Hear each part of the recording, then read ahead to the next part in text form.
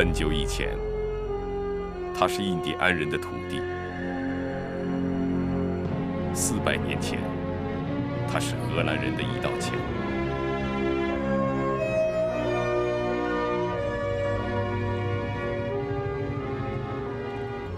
200年前，它是梧桐树下的金融种子。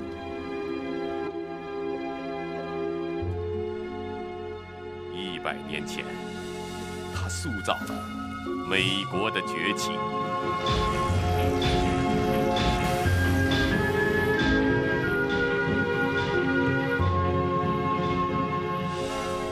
今天，它是一张洒向世界的金融之网。这张网强大又脆弱，光明又黑暗。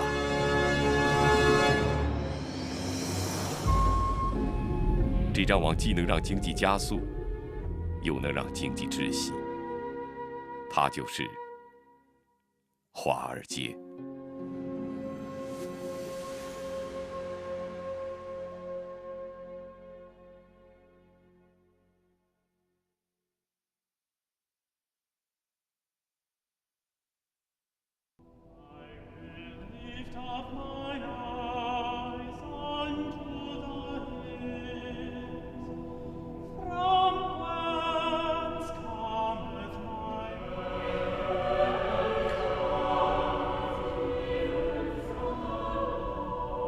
This is a question that has been asked ever since human beings have walked the face of the earth. Why do bad things happen?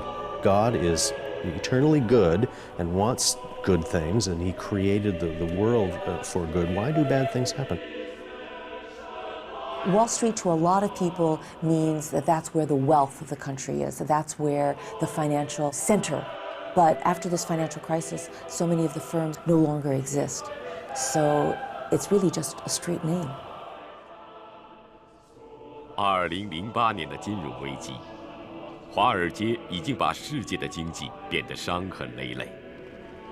然而，只要金融业存在，这就不是第一次，也不会是最后一次。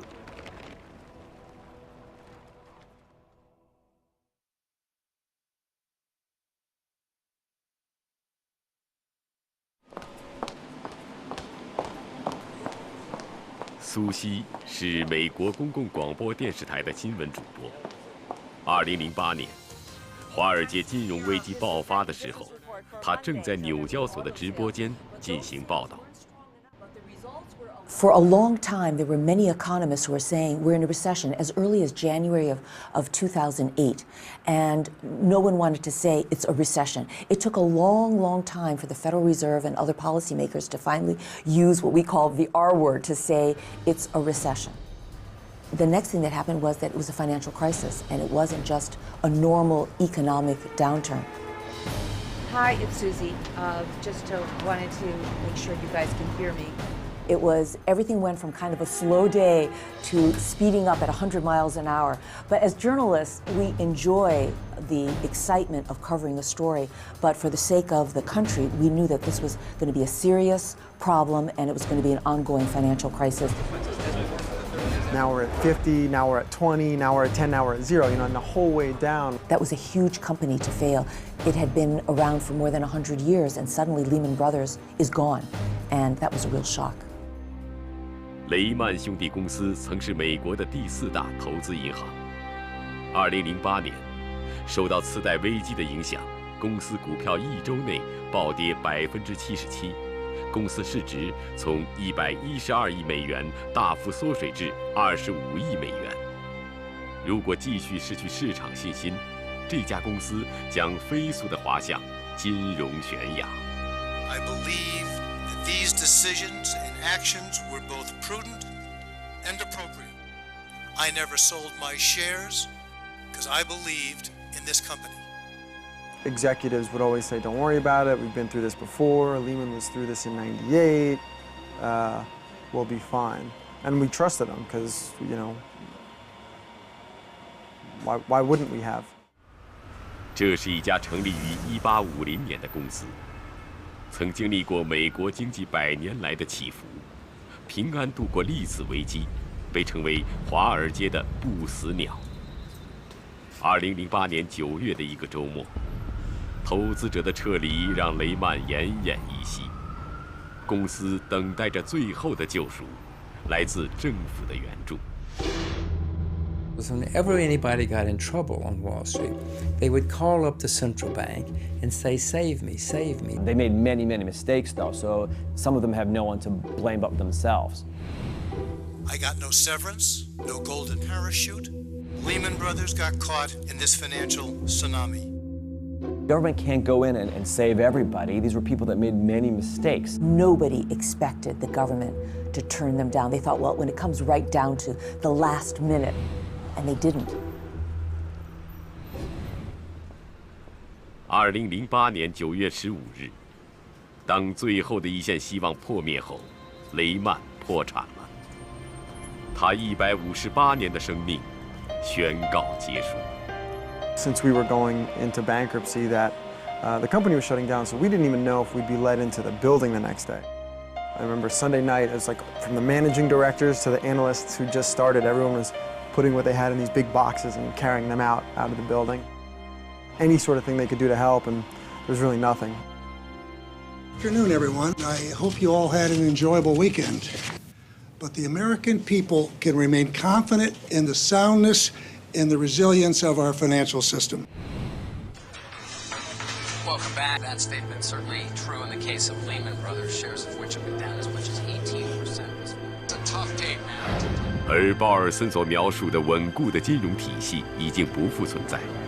第二天，道琼斯指数自开市就下跌了数百点，美国金融市场崩溃了。雷曼倒闭，它使这个危机瞬间变成一片市场的恐慌。This is serious. This is a crisis. When even the most experienced, veteran, talented traders and investors are scared and panicked, that really says something.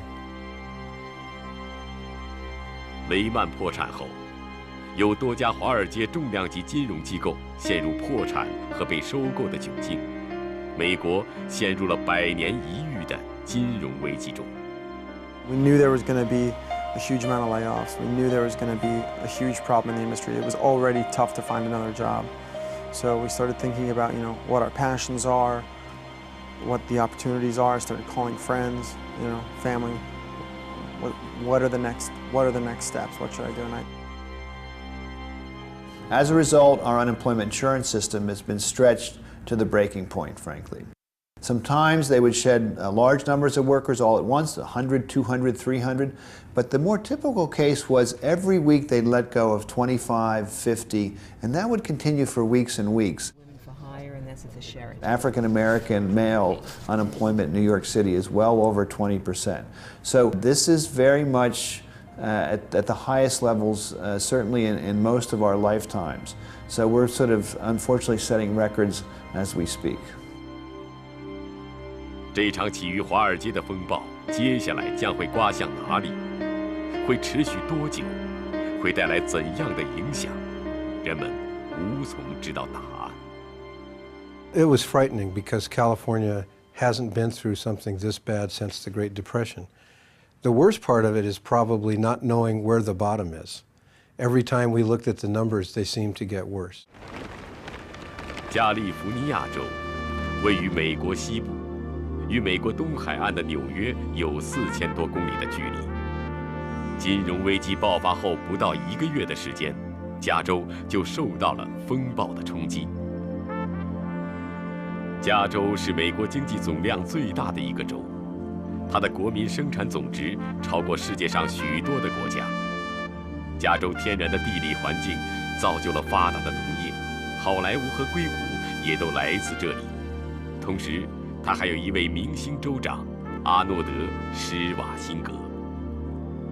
2009年，加州面临着危机的考验，政府预算赤字达到263亿美元，几乎濒临破产。I came in on the first day of the Schwarzenegger administration. We all worked together to get through the tough times. It was really tough.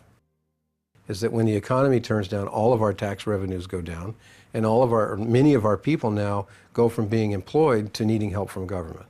And so the two things really hit us hard. Some other states have talked to us and said, you can't fail because if you fail, we all go down. I think it had to be done, and we couldn't fail. Wall Street became famous because it was always blamed for the financial problems the country had. In the long run, Wall Street became known as a place where good things did not happen. It's the side of America that we're ambivalent about in this country. We recognize that it creates great wealth, and it also creates great catastrophes. It has done so in the past.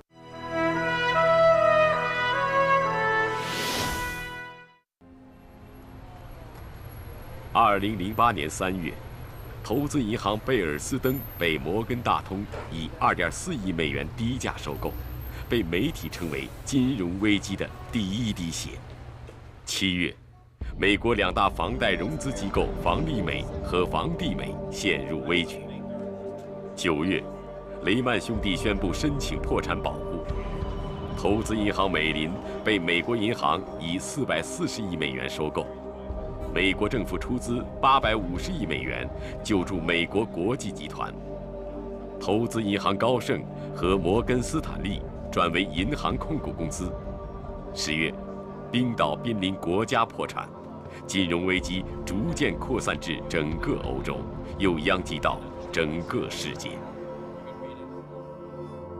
金融危机爆发后，从个人到机构，从华尔街到整个世界。 都在询问原因，都在质问谁该对此负责。Cab driver asked why I worked, and I said, "Oh, I used to work at Lehman Brothers. Now I'm unemployed." And he started yelling at me, like I'm some sort of bad guy. So, "Oh, you bastard! And you stole all this from me." And I was, it was kind of.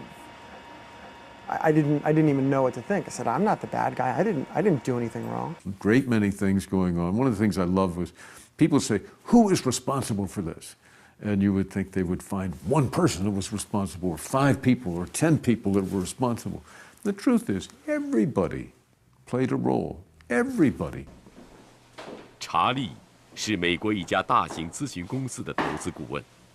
作为一个投资人，如何学会从危机中汲取教训，也许比指责更为实际。在50年的职业生涯中， 他经历过很多次危机，而在他记忆最深处的，却源于他童年的大萧条时代。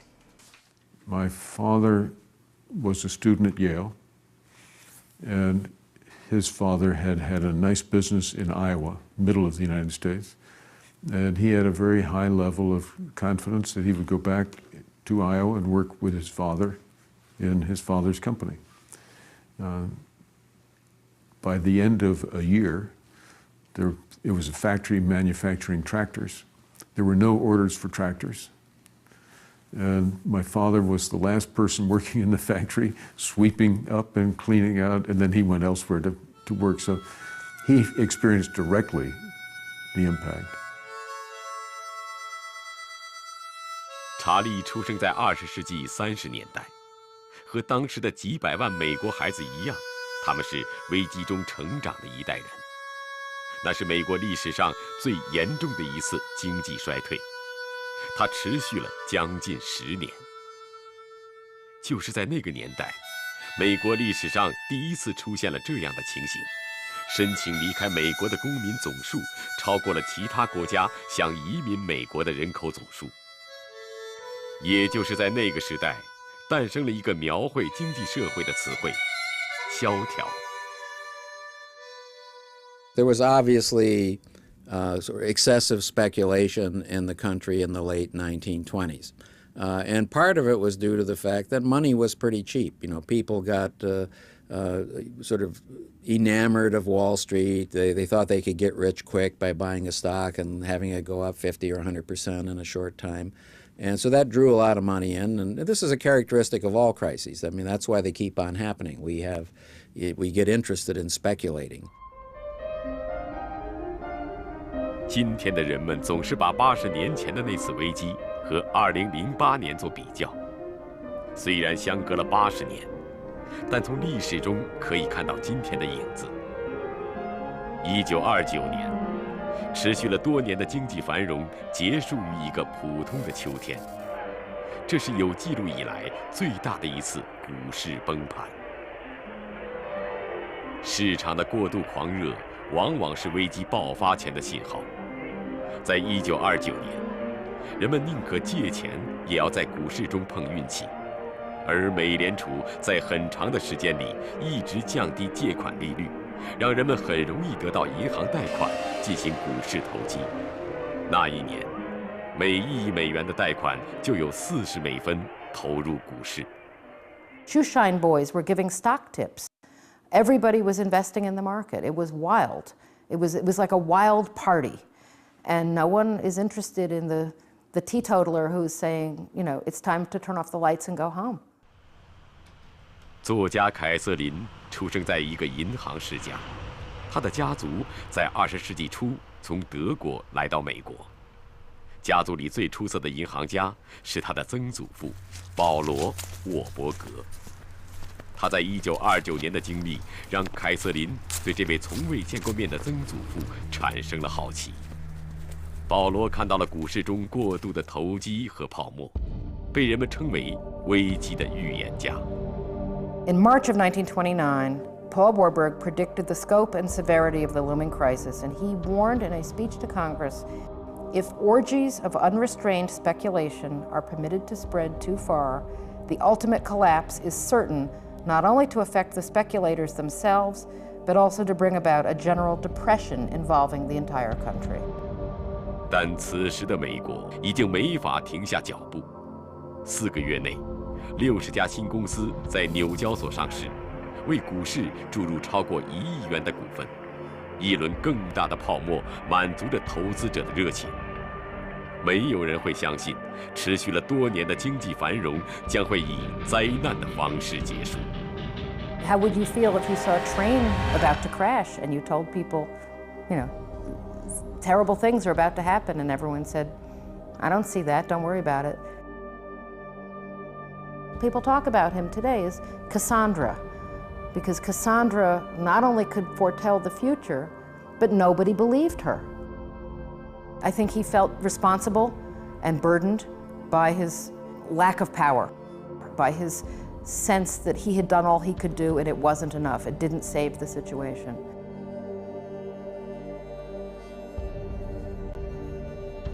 1929年10月24日，股市以毫无预警的方式崩溃了，股价1天之内下跌了1/3，有11个人在这一天选择了跳楼自杀。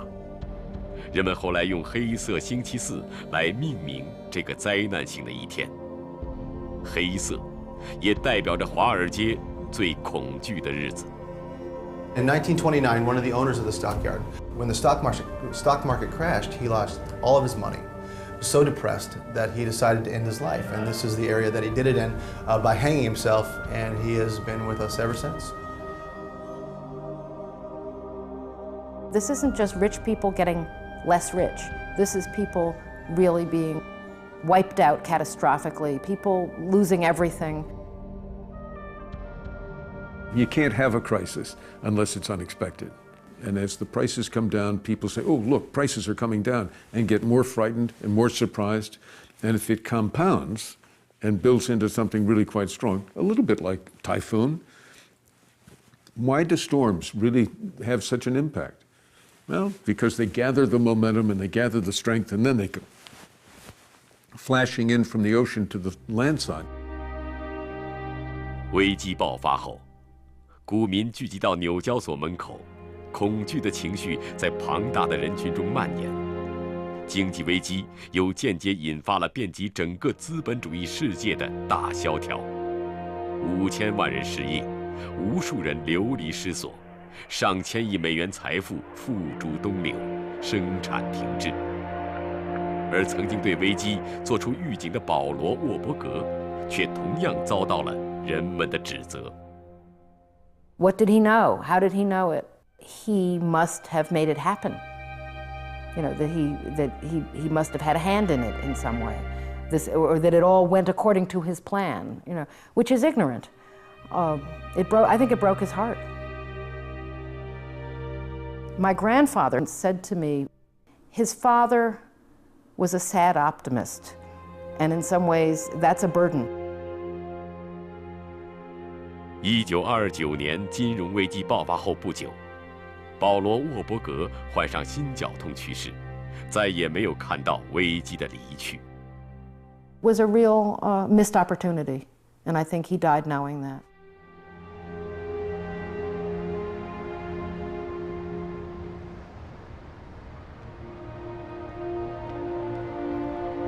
People are so wonderfully the same. We don't quite learn the lessons we should learn.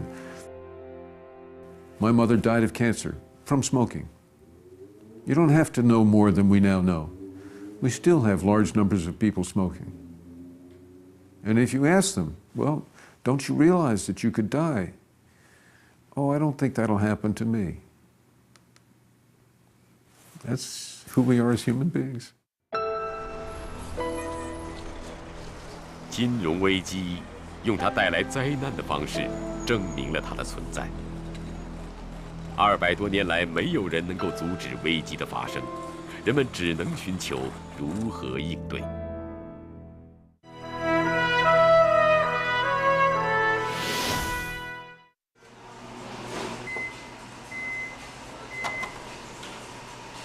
I don't have to report to any specific location every day at 7 o'clock. But there's a number of things I need to do at 12 o'clock at nighttime or 1 o'clock at nighttime. It's a really grand opportunity. It's really quite an adventure to be able to work on an international scale. 斯蒂芬曾经在华尔街一家投资银行工作。2008年，公司在金融危机中破产了。破产的第2天，斯蒂芬成为了纽约90万失业者中的一员。Other folks look for jobs. For me, I started working on green snowshoes the next day. 斯蒂芬新事业开始的地方是纽约的一家小型办公楼，低廉的租金吸引了很多小创业者。在金融危机失业率上升的时候，创业成为很多美国人开始新生活的尝试。My vision is to help companies or build companies on my own that deliver value for a long time. We hope that in the next 5 years we'll be able to sell and give 1 million shoes. And if we can accomplish that goal, then I'd be very happy indeed. Financial crises are not necessarily terrible. I think this is the time where companies, some companies may grow their businesses significantly, but I think this is a time to really perfect your business. 在金融危机中，个人可以努力，机构也可以努力。全社会的力量都可以努力，但是，仅仅依靠这些力量化解如此重大的危机是远远不够的。只有依靠国家的力量、政治的力量，寻找拯救的方法。My interest is solely for the strength and the recovery of the U.S. economy. I believe if the credit markets are not functioning, that jobs will be lost, the unemployment rate will rise. I therefore think this is a precondition for a good, healthy recovery by our economy. Okay, and now it's anything in terms of actually giving the money back. So maybe it's just like an encouraging message or something like that. 苏西作为美国公共广播电视台的主播，跟踪报道了美国政府危机后救市的每个环节。在他看来，这次危机中争议最大的一个措施是政府花了将近8000亿美元注资到那些陷入困境的金融机构中。这就等于每个美国公民要平摊2500美元的负担。在美国，动用纳税人的钱是有诸多限制的。历史上，税收是美国社会运行当中非常敏感的事情。美国人曾因为征收税收而发起了一场国家独立的战争，那一年是1775年，史称独立战争。当时的美国还是英国的殖民地，由于100年的发展，殖民地逐渐变得富有，而此时的英国开始将税收的压力转嫁给殖民地。在独立战争前的10几年时间里，相继出现了各种各样的印花税，北美殖民地的人愤怒了。某种程度来讲，是因为税收问题才诞生了这个国家。而2008年的这一次，用政府8000亿美元注资到金融机构，再一次触动了美国人的神经。Why is it the taxpayer have to spend $787 billion to bail out these companies? Why should we, the American taxpayer, have to pay this money? And it took a while to explain that if we don't, that some of these big financial firms will fail. And that's where that whole phrase came up, too big to fail. Is it important to have it, that companies are too big to fail? Should we let them fail? Should the American capitalism, free enterprise system let the successful companies survive and let the weak ones fail? The way that things are structured in a lot of banks is it's capitalist if things go well. That is, if things go well, I make money from the use of my capital and my efforts. But it's socialistic if things go poorly. That is, if things go very poorly, I just walk away and the taxpayers are saddled with the cost.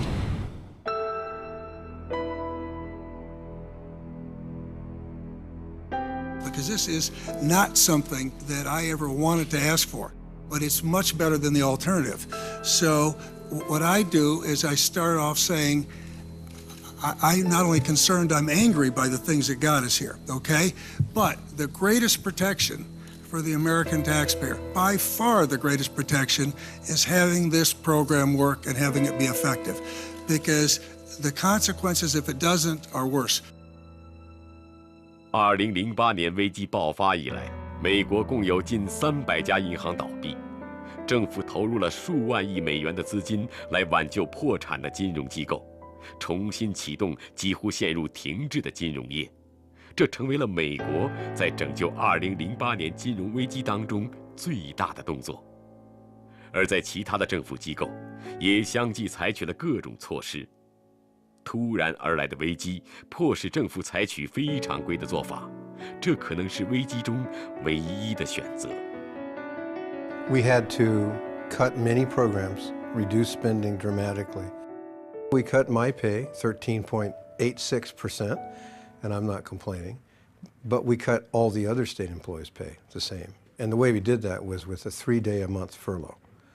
That's tough. It's hard to operate some of these essential services when people take 3 Fridays a month off, but it's the only way we could get the pay scales down, and we had to get them down right away. So we pursued additional resources from our federal government. We applied for a national emergency grant. National emergency grants are funds available for particular crisis situations in specific companies, or the way we were pursuing it, in the financial service sector. Because what we were seeing is large numbers of dislocations from many, many firms. Flooding the markets with liquidity was really well done, and very bold decisions that were very new were taken in rapid sequence all over the place. So I think we ought to look back and say we were well served. 在危机中，政府应该扮演怎样的角色？如何制定应急措施和长久机制？在金融危机爆发后的2年时间里，从美国到整个世界都没有停止思考。今天的人们希望从历史中汲取拯救的经验和教训。80年前，美国正面临同样严峻的危机，它如何一步步走出萧条的泥潭？ It was really a devastation across the country and then across the world, the 1929. The economy, after Paul Warburg's lifetime, deteriorated even further and more rapidly in the intervening months, the last months of Hoover's presidency. 今天，很多人的观点认为，胡佛政府在经济衰退期平衡预算和紧缩开支的做法是悲剧性的错误。 美国的经济从1930年开始进入衰退，1/3的银行倒闭，股市崩盘，以及接下来所有的贫穷痛苦，被理所当然地算到总统胡佛头上。1929年，他在一开始的股市崩盘中反应乐观，他断言，这次股市崩盘对失业最严重的冲击，在未来60天内 即将消失。In 1929, the president at the time, Herbert Hoover, said that the whole crisis would go away if people actually just worked their way out of their problems. 胡佛的乐观主义并不能阻止形势的恶化。到1931年的秋天，等待发放免费面包的漫长队伍，用硬纸板拼凑起来的贫民区，和在城市空旷地带靠非金属碎片搭建的房屋等，遍布美国各个城市。而胡佛似乎从未见过这些悲惨景象。And I would say he was a free market type, that he thought that the government should do very little and let the markets work things out. And even when the stock market crashed, he thought this was sort of probably a good thing because people who had overspeculated needed to lose money. 胡佛的理念源于他所信奉的自由经济政策。这种理念认为，市场可以自我修复，政府应该给市场以足够的自由。而在华尔街的历史上，多数的危机都是这样过来的。Financial markets in this country, essentially, if you draw the history between 1790 and 1933, had no regulation. Most of those crises, the banking system sort of righted its own ship, and society recovered. 胡佛信赖的自由市场，在当时却没有释放出修复的力量，大萧条仍在持续。人们在绝望中等待着新的总统。He was an extraordinary man and one of the most extraordinary Americans in history. 罗斯福出生在纽约郊区一个叫海德公园的地方。从小，他生活在一个富裕的家庭。小时候，他的梦想是航海，希望未来成为一个优秀的舵手，乘风破浪，出海远航。当然，他永远没有实现航海家的梦想。但在他51岁那年，他成为了整个国家的领航者。1933年，他取代胡佛当选美国总统。罗斯福此时面对的是濒临崩溃的国家，传统的自由放任主义已经使资本主义危在旦夕。他能否带领美国这艘巨大的航船调转方向？ Franklin Roosevelt, who, by the force of his personality, not so much his policies, changed the mood of the country. His famous first inaugural address, "You have nothing to fear but fear itself. Stop being afraid."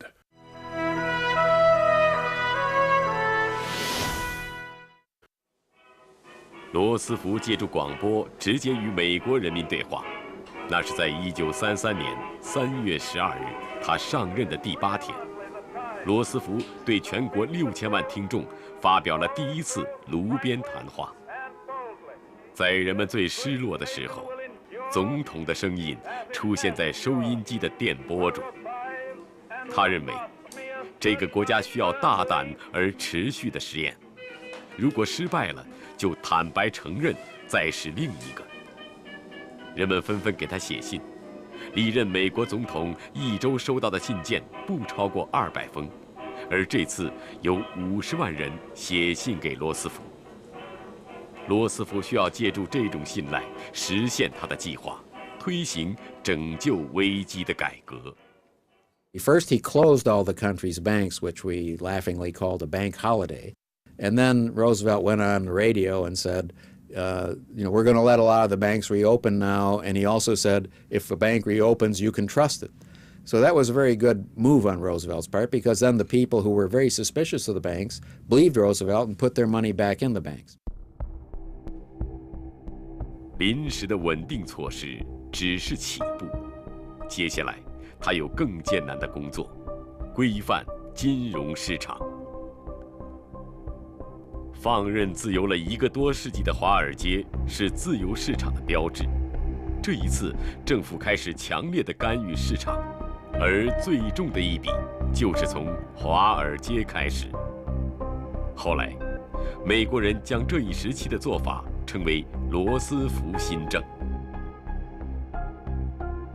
A new agency comes into existence, the Securities and Exchange Commission. which has the mandate under the Securities Act of 1933 to regulate Wall Street and other stock exchanges in the United States and to clean them up. And Roosevelt decides, I have exactly the man for that job. 第一届美国证监会主席是罗斯福提出的人选，他把目光对准了华尔街的投机商。约瑟夫·肯尼迪是美国第35任总统约翰·肯尼迪的父亲，在人们眼里，他喜欢操纵市场。然而，这次危机给他带来了极大的震撼。He saw everything in danger. I saw Roosevelt as the only man who could make the difference. And I decided, I promised myself, that I would give half of what I had earned to protect the other half in safety for my family. 华尔街的投机商变身成为改革支持者。1934年，他接到了罗斯福的任命书。But the SEC was new power because every time you write a letter, you're writing new law. A lot of people were aghast. They thought this was putting the fox to be in charge of the hen house. You know, they thought that Joseph Kennedy was part of the problem, not part of the solution. But Roosevelt said, no, you just wait and see. And Kennedy, who was very, very smart man, he realized that his self-interest lay in being an effective chairman of the SEC. And he did know where the bodies were buried. He knew where all the dirty tricks were played because he'd been playing them himself. And so he was a very effective chairman of the SEC. It was a good idea to put the fox in charge of the hen house. 对华尔街各种伎俩非常熟悉的肯尼迪，制定了堵住漏洞的监管法规，这也让华尔街看到了罗斯福整顿市场的决心和政治智慧。罗斯福的改革在人们的怀疑声中艰难地推行，但最终改变了华尔街的面貌。A lot of our modern securities market regulation and even banking regulations came up in the Great Depression of the 1930s under President Franklin Roosevelt. In fact, the regulations seemed to work pretty well for Wall Street because it renewed the confidence of the American people in the market institution, the banks and the securities markets. 美国的经济大萧条持续了将近10年，在危机中，罗斯福组建了一个为人民的福利负责的政府，他不惜任何代价推动宪法的修正，由此诞生了新的4大自由，其中，免于匮乏的自由成为美国社会保障体系建立的精神内涵。从此，美国诞生了社会保障法。而一系列涉及社会保障与管制的法律，永远地改变了美国的经济、政治和社会哲学。罗斯福也获得了总统连任，被人们看作是成功带领美国走出危机的领航者。而此时，罗斯福却陷入了个人危机。从年轻时，他便身患小儿麻痹症。他几乎对所有人隐瞒了病情，而就在所有人觉得他高大无比的时候，他无法站立。此后，他的生活再也没有摆脱轮椅，他也被称为坐在轮椅上转动世界的人。而今天的人们仍然记得他曾经说过的那句话：最大的恐惧就是恐惧本身。These reforms represent the strongest consumer financial protections in history. Because of this law, the American people will never again be asked to foot the bill for Wall Street's mistakes. There will be no more tax-funded bailouts, period. 80年后，人们期待着新的监管法案能改变美国的金融体制。也警醒着从危机和伤痛中走来的华尔街。So I think we want to be sure that we protect the creativity and the dynamics at the interior and the core of the financial markets. On the other hand, I think we want to protect the system from getting disrupted, and we want to protect individual people from being badly treated. And the reality is that a very, very complicated, fast-changing financial system with new instruments coming in and new players coming in and new things going on is a very delicate process. We as human beings are fallible. We all make mistakes. None of us work perfectly. And sometimes those little things that may not be the right thing to do have consequences long term that we're not able to know at the time. 这座拥有350年历史的教堂，因为它的独特位置而目睹了美国金融市场200年来的发展轨迹，也伴随着几代华尔街人度过他们的喜怒哀乐。关于危机的历史，就记载在教堂的年鉴里，但是今天没有人会再去翻阅。在这条崇尚财富的街道，只有危机再一次降临的时候，历史才会从纸上浮现出来。Nobody likes to go through an economic downturn, whether you're an American or whether you're Chinese. There's this thing called generational imprinting, that when a generation goes through a severe economic crisis like this, that when good times come back, they tend to still play it safe. 当纽交所闭市后，人们离开了这个白天最热闹的地方。新闻主播苏西要一个人在这里面对镜头录制1天的商业新闻，告诉美国人今天的华尔街都发生了什么。无论带来的是好消息还是坏消息，苏西都要让自己微笑着面对镜头。We've had crises in Wall Street roughly every 20 years. Apparently, it takes about a generation for people to forget the lessons of the last crash. And so we have another one. We had one in 1792, 1819, 1837, 1857, 1873, 1893, 1907, and 1929. And then there was a hiatus for a while, then we had a crash in 1987, and then we had a crash in 2008. And so we seem to be back on the 20-year schedule there. 今天的华尔街，没有人知道下一次危机将何时到来，会从哪里开始。在危机不断上演的历史长河里，每个人、每个机构、每个国家，要想减少危机带来的伤害，唯一能做的，是在下一次危机到来之前，做好准备。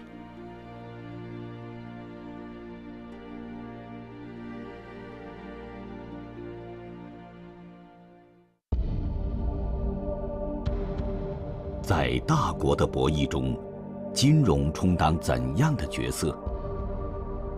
在资本市场的角逐中，国与国之间展开怎样的博弈？探寻一个国家的金融力量，寻找世界的金融格局。敬请收看《华尔街》第10集《资本之河》。